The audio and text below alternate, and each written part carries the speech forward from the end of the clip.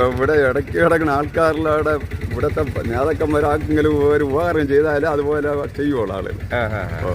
നമുക്കൊരു ഉപകാരമുണ്ട്. നമുക്കിപ്പോൾ ഒരു ആവശ്യം വന്ന് ഒരു നിസ്സാരം ഒരു കാര്യം പോലീസ് സ്റ്റേഷനിൽ കൊണ്ട് കൊടുത്തപ്പം എൻ്റെ കണ്ടം കയറി അവർ കയറി വെട്ടി ഞാൻ കല്ല് അതുപോലെ ഇട്ടുതരാൻ അവർ പറഞ്ഞ് ചെയ്യാണ്ടതിന് അവർ എല്ലാ പാർട്ടിക്കാരും ഒന്നാട്ടിരുന്നത്. അപ്പോൾ ആക്കാണ് വികാരം എല്ലാ കോൺഗ്രസും കമ്മൂഷനില്ല. ഞാൻ ആദ്യം കോൺഗ്രസിന് വേണ്ടി കമ്മൂഷന് വേണ്ടി നിന്ന് ഇപ്പം ഈ ഇലക്ഷൻ പഞ്ചായത്ത് ഇലക്ഷൻ വന്നപ്പം കോൺഗ്രസിന് വോട്ട് ചെയ്ത് ഇപ്പോഴീ കോൺഗ്രസ്സുകാരാണ് ഇപ്പം നമുക്ക് ഒരു ഉപകാരം ചെയ്തത്. ഇപ്പോൾ അവർ വന്ന് കല്ല് വെട്ടിയെടുത്തത് എൻ്റെ പൈസ വിത്തപ്പഞ്ചലായി എന്നാലും അവർ വന്ന് ചെയ്തു തന്നു.